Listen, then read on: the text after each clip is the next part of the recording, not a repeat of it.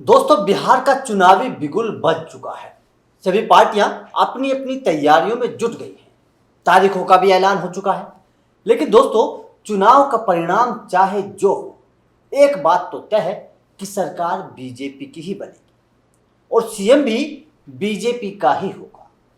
BJP के चाणक्य कहे जाने वाले अमित शाह ने बिहार में एक ऐसी रणनीति बनाई है, एक ऐसा चक्रव्यूह रचा है कि जो बड़े बड़े राजनीति के जानकारों की समझ से भी परे है। बिहार की राजनीति को लेकर कविवर कुमार विश्वास ने भी एक फॉर्मूला दिया है। कुमार विश्वास ने हाल ही में बिहार की राजनीति पर एक ट्वीट करके कहा है कि बीजेपी और जेडीयू मिलकर लड़ेंगे, एलजेपी और बीजेपी मिलकर लड़ेंगे, लेकिन एलजेपी जेडीयू के खिलाफ लड़ेगी, लेकिन एलजेपी बीजेपी के साथ गठबंधन में लड़ेगी। हालांकि चुनाव में एलजेपी जेडीयू के खिलाफ लड़ेगी, पर केंद्र में जेडीयू और बीजेपी के साथ रहेगी। एलजेपी चुनाव के बाद बीजेपी और जेडीयू के किसी के भी साथ मिलकर सरकार बनाएगी। कुमार विश्वास ने कहा कि कुछ समझ आया? तो दोस्तों, अगर आपके भी कुछ समझ में नहीं आया है तो कुमार विश्वास ने जो फॉर्मूला बिहार को लेकर दिया है उसको हम समझा देते हैं। दोस्तों, आपको पता है कि इस बार बिहार में पासवान की पार्टी एलजेपी उनके बेटे चिराग पासवान की अगुवाई में अकेले चुनाव लड़ रही है और बीजेपी नीतीश की पार्टी जेडीयू के साथ गठबंधन में चुनाव लड़ने के लिए तैयार है। चिराग लगातार नीतीश को घेर रहे हैं, लेकिन बीजेपी के साथ दोस्ती निभा रहे हैं।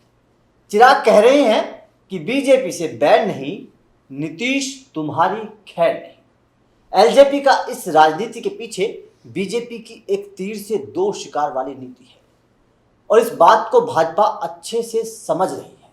अब नीतीश कुमार के इस एंटी कंबेंसी फैक्टर के नुकसान से बचने के लिए ही भाजपा ने एलजेपी को अलग से चुनाव लड़वाया है, ताकि नीतीश के काम से नाराज चल रहे लोगों के जो वोट कटे वो सीधे आरजेडी यानी कि लालू प्रसाद यादव की पार्टी के खाते में ना जा सकें, बल्कि पासवान की पार्टी एलजेपी के साथ जाए।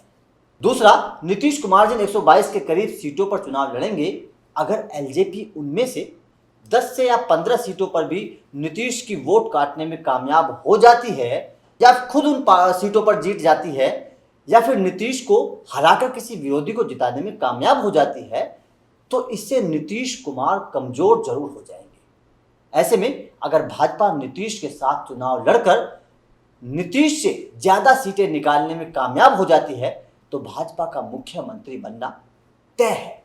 एलजेपी को अलग से चुनाव लड़वाने का असली मकसद नीतीश को कमजोर करना है और भाजपा को बिहार में बड़ा भाई बनना है।